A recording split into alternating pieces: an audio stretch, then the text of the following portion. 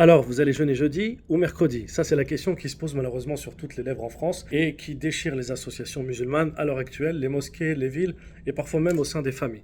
On va essayer d'y répondre en 3 points. Premièrement, que nous dit la religion? À quel moment on doit commencer de jeûner? Deuxièmement, que nous dit la religion en cas de divergence comme celle que nous observons ce soir? Et troisièmement, quels conseils nous pouvons nous donner aux musulmans pour ne plus tomber dans cette situation? La première des choses et le premier des conseils, c'est de suivre les recommandations du prophète sallallahu alayhi wa sallam. Le prophète sallallahu alayhi wa sallam nous a demandé d'observer l'entrée du mois de Ramadan ou des mois lunaires uniquement avec l'observation de l'œil. C'est-à-dire qu'on ne doit pas utiliser le calcul, et ceci pour plusieurs raisons, et ceci pour plusieurs sagesses qui sont derrière. Et donc cette observation, une fois qu'elle est faite, normalement elle doit être faite par un groupe de musulmans qui a une autorité dans le groupe ou dans la localité dans laquelle il vit. La deuxième des choses, une fois qu'on a compris cette règle, et bien qu'on ne soit pas forcément d'accord avec, si jamais il y a une divergence entre les musulmans, eh bien les musulmans doivent faire leur maximum pour rester unis et avoir cette union le maximum possible entre eux. Qu'est-ce que cela veut dire? Cela veut dire qu'il est préférable pour les musulmans qu'ils jeûnent tous ensemble un jour qui n'est pas bon, plutôt qu'ils se divisent en deux et qu'un groupe jeûne le bon jour et qu'un autre groupe jeûne le mauvais jour. Pourquoi? Parce qu'il y a en islam des actes d'adoration dans lesquels nous avons des obligations de résultats et d'autres des obligations de moyens. Il faut qu'on explique un petit peu ces notions. Elles sont un petit peu compliquées, mais elles font partie de notre religion, donc il incombe à chacun et chacune d'entre nous de les connaître. Par exemple, pour la prière, pour la zakat, nous avons une obligation de résultat. Je dois sortir ma zakat au centime près et je dois faire tous les calculs qui sont corrects pour y arriver. Pour la prière, c'est la même chose. Imaginez-vous que je rentre dans une mosquée et qu'ils vont faire la prière dans le Maghreb et que l'heure de le Maghreb n'est pas arrivée, alors je n'ai pas le droit de prier avec eux, même si l'imam y commence et que la prière en groupe a plus de mérite. D'accord? Je dois attendre l'entrée de la prière.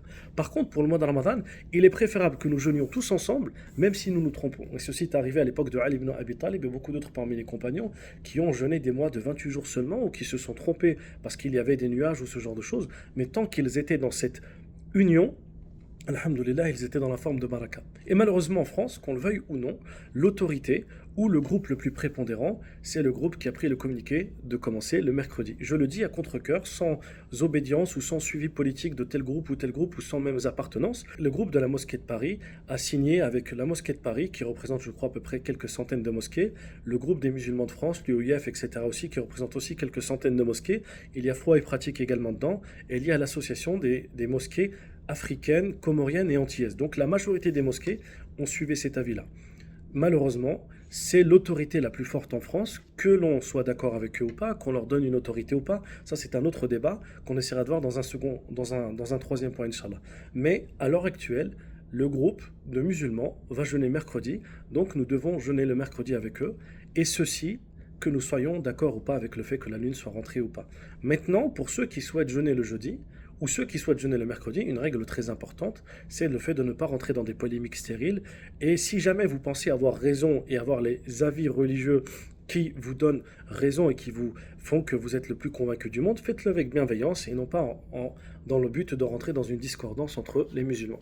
Troisième point, comment faire pour ne plus tomber dans cette problématique? Malheureusement, le problème que nous vivons ce soir, pour le début de Ramadan, est une tristesse absolue. Pourquoi? Parce que comme nous l'avons dit, il est préférable pour les musulmans de jeûner tous ensemble un mauvais jour plutôt que se diviser en deux. Allah subhanahu wa ta'ala dans le Coran nous fait comprendre que la division, surtout sur des actes cultuels comme ceux-ci, de la Ummah est une forme de châtiment. Allah il nous dit quoi dans le Coran?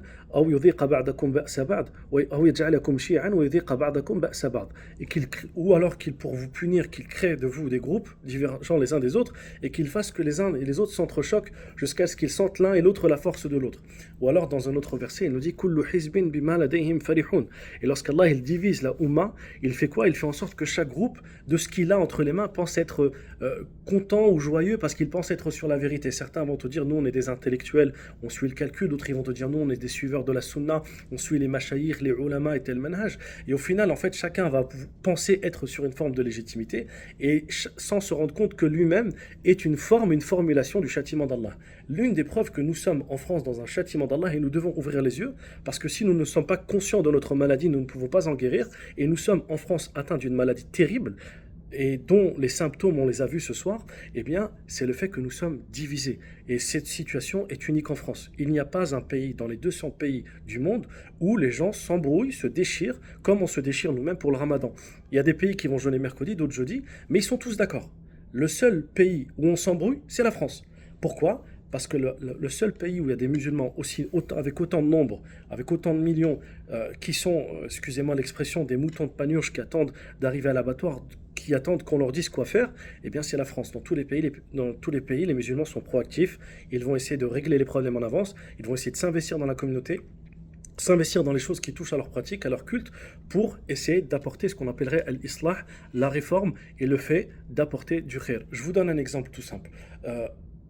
En France, il y a des villes où il y a des mosquées qui ont quelques kilomètres l'une de l'autre, et les deux mosquées, ils viennent de se disputer ce soir. Pourquoi?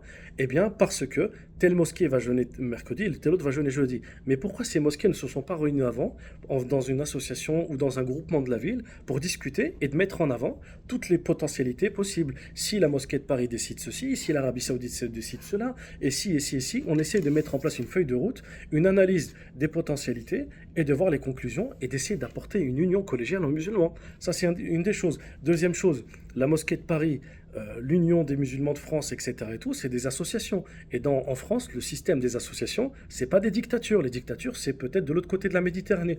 C'est-à-dire qu'on peut venir entrer, discuter, essayer de peser pour donner nos avis et faire en sorte que les choses elles changent. Mais sinon on attend la dernière minute pour faire nos courses et qu'on attend notre dernière minute pour attendre le communiqué de telle et telle chose, en fait on est en train de subir et la situation ne changera pas et on vivra des situations qui vont malheureusement allant de s'empirer à s'empirer. Donc le meilleur conseil qu'on peut donner aux musulmans, c'est de se réveiller, de comprendre que la situation en France est chaotique et qu'elle n'est pas due de la faute de l'islamophobie, des islamophobes, etc. et tout, mais qu'elle est de notre propre ressort et nous en avons subi et nous en subissons l'humiliation la plus grande, pardon, car dans ce mois de la miséricorde, nous sommes dans la pleine discorde et c'est une honte, wallahi, qui devrait déchirer nos cœurs et nous pousser à pleurer.